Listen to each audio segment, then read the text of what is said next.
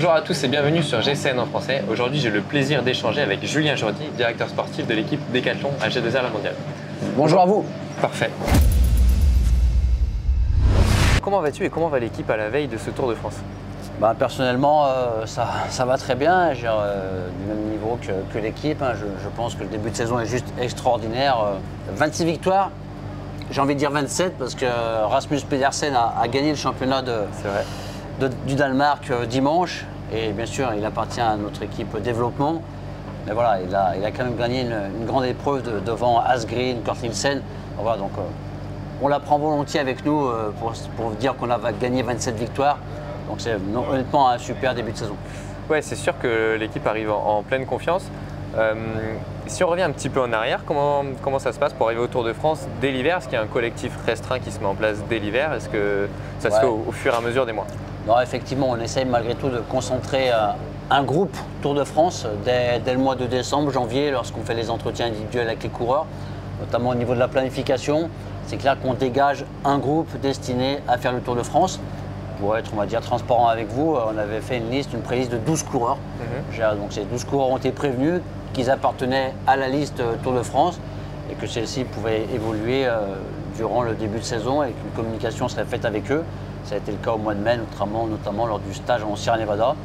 Et puis on peaufine avec les courses, avec les réunions du staff, la start list du Tour. Vous avez eu des problèmes de riches un peu cette année avec beaucoup de coureurs en grande forme. En tant que directeur sportif, comment tu orientes ça, ton choix, notamment à l'approche des Effectivement, on a eu aussi une complexité, on voulait vraiment, on avait également ce triple projet sur les 3 grands tours, de pouvoir être acteur sur le classement général sur les 3 grands tours. Donc bien sûr, on a discuté avec nos coureurs, notamment avec notre leader Ben O'Connor, et on a pris la décision d'aligner Ben O'Connor au Giro et de pouvoir aussi mettre Ben O'Connor dans les bonnes dispositions et de pouvoir lui mettre un groupe compétitif avec des grimpeurs, Valentin Paré-Peintre, Alex Baudin, Aurélien Paré-Peintre, tout en sachant qu'on pouvait dégrader aussi le Tour de France. Mais voilà, on a voulu un petit peu sortir de notre zone de confort. Et bon, il y a le Tour de France qui reste le plus gros événement de l'année, donc il faut y prêter toute attention, mais de ne pas trop délaisser, notamment avec Ben O'Connor qui a des ambitions élevées au niveau du classement général, le Giro et la Volta. Donc forcément, on a coupé un peu le groupe. Donc on s'est retrouvé malgré tout avec un groupe assez restreint par rapport au Tour de France, qu'on ne voulait pas faire doubler Giro, Tour de France aux coureurs. Voilà, donc ça a été un peu plus simple par rapport à ça, quoi. Ok. Toi, tu es directeur sportif ici depuis de très longues années. Comment tu as pu évoluer? Le cyclisme a évolué à une vitesse folle. À G2R, Decathlon à G2R La Mondiale reste au sommet et même n'a jamais été autant au sommet. Comment cette évolution, tu la gères et tu prépares ton équipe? C'est plutôt un confort. C'est clair qu'on a une chance inouïe d'arriver au départ du Tour ici à Florence en étant 3e équipe mondiale, 27 victoires comme on l'a dit.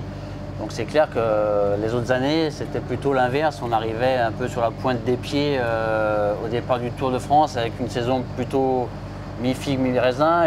Pas avec de mauvais résultats, mais pas avec des top résultats. Voilà, et on connaît l'importance du Tour, donc la pression a été énorme. On va dire que cette année, la pression est toujours la même parce que bon résultat ou pas bon résultat, tu dois réussir un Tour de France. Mais ça permet de le préparer un peu plus sereinement. Le discours est quand même plus agréable à passer auprès des coureurs. Donc même dans la préparation, je me rappelle au mois de mai en Sierra Nevada, où là tu soudes le groupe dans ton discours.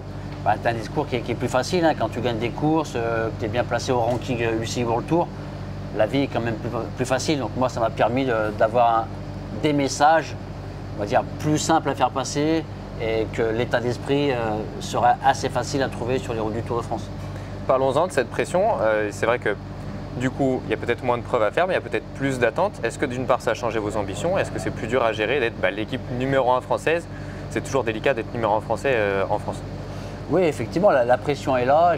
Quoi qu'il arrive, on sait qu'une fois de plus, le Tour de France reste la vitrine numéro 1 de notre sport pour nos partenaires, pour les fans, tout ça, pour les médias.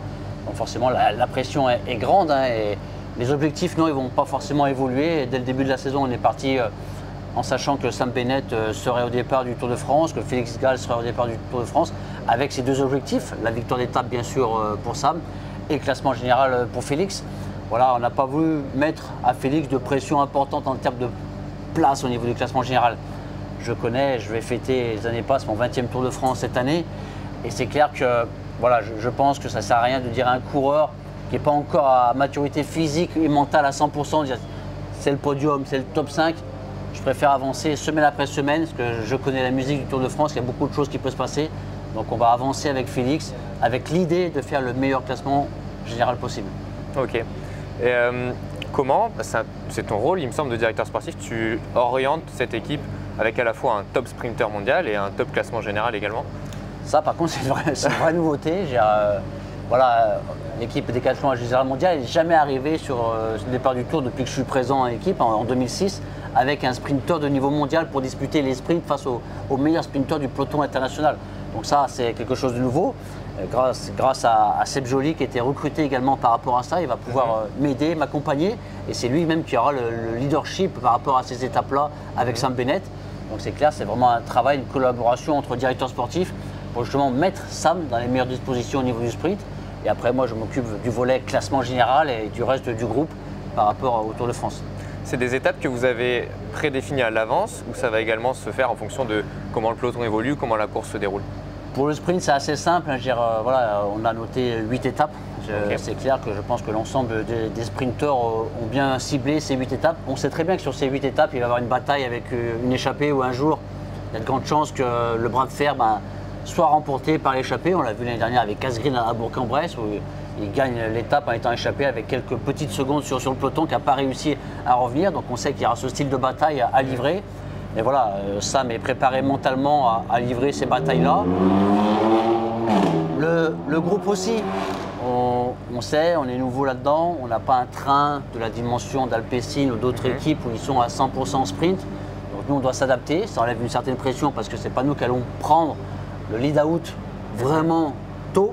On va pouvoir trouver notre lead-out assez tard dans la course avec Oliver Naesen, avec Dorian Godon. Donc après, voilà, c'est de mettre Sam Bennett dans les meilleures dispositions pour qu'il soit le plus frais possible à l'approche de la flamme rouge. Ouais, ça fait, c'est quand même agréable à entendre Naesen Godon devant soi avant une étape, ça met en confiance hein, quand même. Bien sûr, et c'est clair que c'était toute l'idée de ce début de saison 2024 que Sam trouve des automatismes avec nous, hein, parce que c'est clair qu'il découvre une équipe française, une culture française. Hein. Quand vous êtes anglo-saxon, que vous avez couru chez Quick-Step, chez Bora, etc., bah forcément la façon de courir les équipes, l'état d'esprit est différent et je pense que Sam s'est très bien intégré, se sent très bien dans l'équipe Décathlon à Jérusalem Mondial. Et voilà, c'est clair qu'un coureur comme Oliver Naesen, qui va faire son 9e Tour de France avec l'équipe, connaît parfaitement tous ses rouages et voilà, et c'est un garçon qui a un leadership au niveau des leaders qui est juste extraordinaire. Tout le monde se bat pour avoir Oliver Naesen dans son équipe parce que c'est vraiment un capitaine de route hors norme. Et c'est clair que Sam Bennett est vraiment content du travail. Et c'est clair que vous greffez par-dessus un Dorian Godon, comme j'aime souvent le dire, qui a, c'est pas forcément la plus belle phrase, mais qui a des watts à chier contre les murs. Voilà, et c'est un mec qui a une force extraordinaire. Et c'est clair qu'il faut mieux l'avoir dans son équipe que contre soi. Ouais. Après, voilà, il y a des choses à mettre avec Dorian au niveau mental, tout ça. Mais c'est clair, c'est un garçon qui sera très important pour Sam dans le final. Ouais, bah, on voit que ça fonctionne, hein, c'est un vrai renouveau pour Sam, l'arrivée dans l'équipe Décathlon à Jérusalem Mondial et bon, on s'en réjouit et je me réjouis de voir la réussite de Dorian aussi qui est un ancien coéquipier. Si on revient un peu sur le peloton global du Tour de France, on annonce en tout cas une édition corsée avec un peloton vraiment dans le top 25 mondial, il en manque 3, voilà, avec aussi les 6 superstars qui seront pour la première fois alignés ensemble. Est-ce que ça change quelque chose dans la stratégie et dans l'approche du Tour? Ça change forcément. Après, ça permet également d'enlever une certaine pression une fois de plus par rapport au rôle qu'on a dans certaines courses, notamment avec notre nouveau statut. Là, c'est clair qu'on va pouvoir observer les grandes équipes, bien sûr UAE dans un premier temps, Bora dans un second temps, les Quick-Step, voilà, toutes ces grandes équipes qui ont l'idée de monter sur le podium du Tour de France. Donc on sait que nous, on est juste derrière, qu'on a un rôle plutôt d'observateur et justement de savoir au bon moment mettre la balle au fond, d'être acteur au bon moment pour savoir accompagner ces garçons, pour également mettre en difficulté certains leaders de ces grosses équipes-là. On va dire c'est un peu plus agréable quand on a cette position-là. Mais après, il faut être fort physiquement et mentalement et avoir un fort collectif pour pouvoir faire ces choses-là. Ok, super. Donc un peu une confiance qui permet d'être une confiance et une adversité qui permet finalement d'être opportuniste le moment venu. Voilà, c'est le mot opportuniste, hein, c'est clair qu'il faut saisir les occasions quand elles se présentent, avoir la lucidité pour le faire, bien sûr la fraîcheur physique et mentale pour le faire également. Mais c'est clair, moi je préfère avoir une forte concurrence, ça permet d'établir certaines choses dans la hiérarchie, dans le peloton. Et après la course est un peu plus facile à lire. Après forcément le physique est très important parce que quand vous alignez dans un col tous ces champions, bah, c'est clair que pour suivre ce groupe-là, ça devient vite compliqué. Même si au niveau du suspense, des moments, c'est peut-être pas les plus belles courses, parce que c'est une élimination par l'arrière. Mais voilà, je pense que vu la densité, et dès ce week-end, je pense qu'on peut déjà avoir des surprises avec certains leaders. Non, je pense qu'on a la chance de vivre cette époque avec autant de champions. Tu le disais, ça commence fort. Est-ce que la récupération sera plus importante que jamais, parce que les étapes décisives finalement sont un peu disséminées tout au long du Tour de France et pas concentrées en dernière semaine? Comment un coureur comme Félix gère la récupération entre les étapes? Ben ça c'est clair, c'est l'une des clés. Comme on voit ici, le soleil est présent, la chaleur arrive et ça sera un facteur très important en termes de récupération.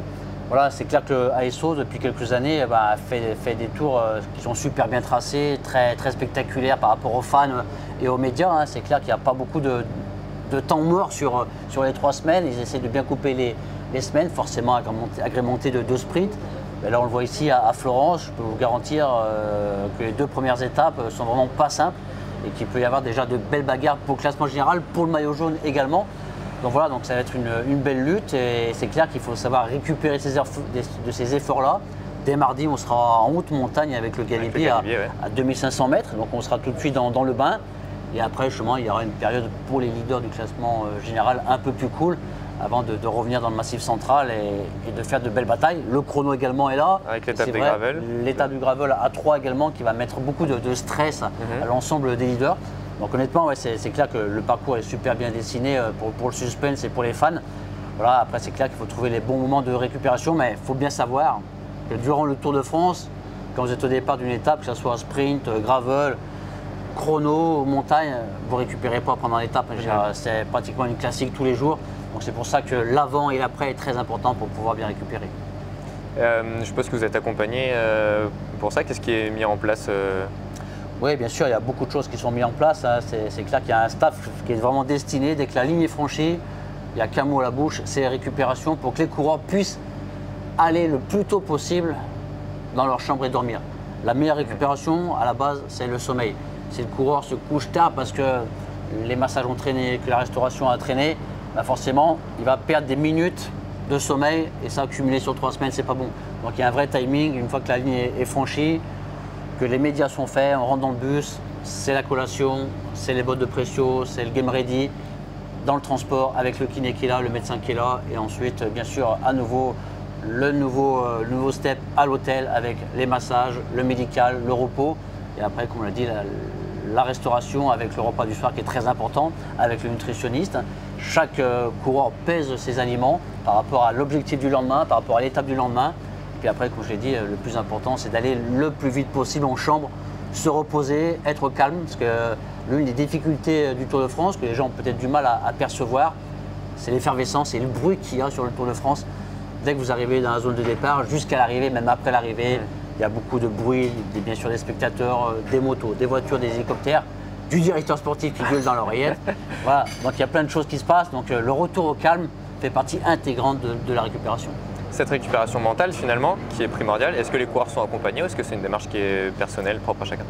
Ils sont accompagnés, on travaille avec un psychiatre, on travaille avec un psychologue. Donc voilà, les coureurs sont accompagnés sur le Tour de France et le reste de la saison avec tout ce personnel qui est mis à leur disposition. Et c'est clair qu'il y a un vrai contre-la-montre de la récupération qui est mis en place une fois la ligne franchie. Ça marche. Julien, je te remercie, je ne vais pas te retenir plus longtemps. Il y a 3 belles semaines qui vous attendent. En tout cas, j'espère que vous ressentirez comme moi une vraie belle dynamique au sein de l'équipe Decathlon AG2R La Mondiale. Et on vous souhaite le meilleur pour 3 semaines. Merci à vous.